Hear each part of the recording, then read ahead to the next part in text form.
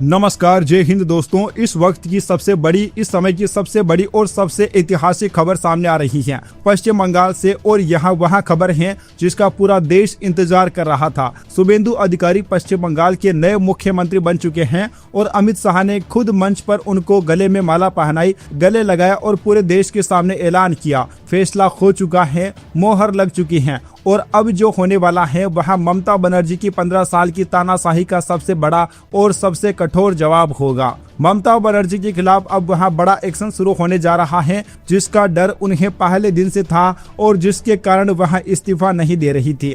IUPAC file कांड की जांच तेज होगी।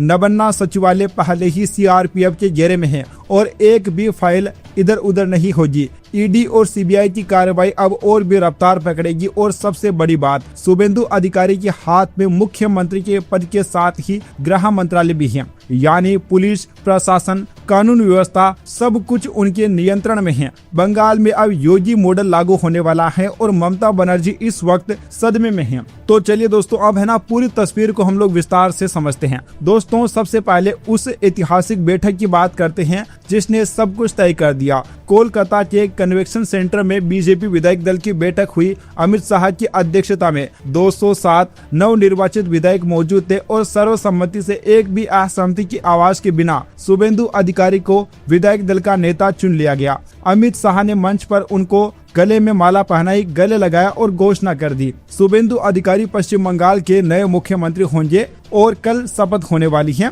रविंद्रनाथ टैगोर की जयंती पर कोलकाता के ब्रिगेड परेड ग्राउंड में सुबह 10 बजे शुभेंदु अधिकारी मुख्यमंत्री के पद की शपथ लेंगे। पीएम मोदी और अमित शाह खुद मंच पर मौजूद होंगे। अब समझते हैं वह ऐतिहासिक जनादेश जो इस बदलाव की नींव है। बीजेपी ने 294 सीटों में से 207 सीटों पर जबरदस्त जीत हासिल की। बहुमत का आंकड़ा था 148 का, लेकिन भारतीय जनता पार्टी ने उससे लगभग 60 सीटें अधिक जीत ली। टीएमसी साल 2021 में जहां 213 सीटों पर थी, इस बार मात्र 80 सीटों पर सिमट गई। 133 सीटों का सर्वनाश। और अमित शाह ने बताया कि बीजेपी के जीतने वाले विधायकों का औसत जीत का अंतर 28,000 वोटों का था। 9 पूरे जिलों में टीएमसी का खाता भी नहीं खुल पाया। यहाँ कोई मामूली जीत नहीं है, यहाँ एक सुनामी है। 2014 में बंगाल में बीजेपी का खाता खुला। 2019 में 18 सीटें, 2021 में 77 सीटें और 2026 में 207। यह यात्रा दुनिया के राजनीतिक इतिहास में अभूतपूर्व है। और अब वह खबर जो ममता बनर्जी को सबसे ज्यादा डरा रही है, शुभेंदु अधिकारी के सीएम बनते ही ममता बनर्जी के खिलाफ बड़े एक्शन की तैयारी शुरू हो चुकी है। दोस्तों, आईपैक केस को समझिए। यह मामला सीधे ममता बनर्जी से जुड़ा है। ईडी की रेड के दौरान ममता बनर्जी खुद मुख्यमंत्री की हैसियत से वहां पहुंची थी और फाइलें उठाकर ले गई। उन फाइलों में क्या था, यह सबसे बड़ा सवाल है, क्योंकि इतने बड़े पद पर बैठी कोई महिला अगर उन फाइलों को उठाकर ले जाती है तो जाहिर सी बात है कि उन फाइलों में ऐसा कुछ था जिससे ममता बनर्जी खुद डरी हुई थी और इसी कारण से वहां फाइलों को उठाकर ले गई। अब इन सब की जांच होने वाली है। यहाँ सभी सवालों के घेरे में है और केंद्र सरकार है ना, अब इन सभी की जांच करेगी। सुप्रीम कोर्ट पहले ही इस मामले में ऑब्जर्वेशन दे चुका है कि यह अनहियर्ड ऑफ है। जांच एजेंसियों के पास सबूत हैं, वीडियो हैं, बयान हैं। नॉन वायलेबल मामला है, यानी कि जमानत भी आसान नहीं होगी। और अब जब बंगाल में बीजेपी की सरकार है तो राज्य की पुलिस और प्रशासन जांच में सहयोग करेगा और कोई भी रोड़ा नहीं अटकाएगा। नबन्ना सचिवालय की बात करें तो 4 मई को नतीजे आते ही अमित शाह ने तुरंत आदेश दिए और सीआरपीएफ की क्विक रिस्पांस टीम ने पूरे सचिवालय को घेर लिया। 300 से ज्यादा फाइलें जब्त हो चुकी हैं। अब 200 से ज्यादा ईडी और इनकम टैक्स के जांचकर्ता नबन्ना में हैं। 15 साल की फाइलें एक एक करके खंगाली जा रही हैं। सरकारी कर्मचारियों के बैग चेक हो रहे हैं और ममता से जुड़े रिटायर्ड अधिकारियों की एंट्री पहले ही बैन हो चुकी है, यानी कि सबूत अब कहीं पर भी नहीं जा सकते हैं। अब वह पूरी तरह सुरक्षित है और जांच एजेंसियों के हाथों में है। इसके अलावा कोयला घोटाला, टीचर भर्ती घोटाला, प्रतीक जैन मामला, इन सभी में जांच अब नई सरकार की छत्र छाया में और भी तेज होने वाली है। अभिषेक बनर्जी पहले से ही कई मामलों में जांच के दायरे में हैं और शुभेंदु अधिकारी के पीए चंद्रनाथ रथ की हत्या का मामला, जिसमें 30 से 40 लाख रुपए की सुपारी का अंदेशा है, उसकी जांच अब सीएम शुभेंदु अधिकारी की प्रत्यक्ष निगरानी में होने वाली है। सीसीटीवी फुटेज खंगाले जा रही हैं और एसआईटी बन चुकी हैं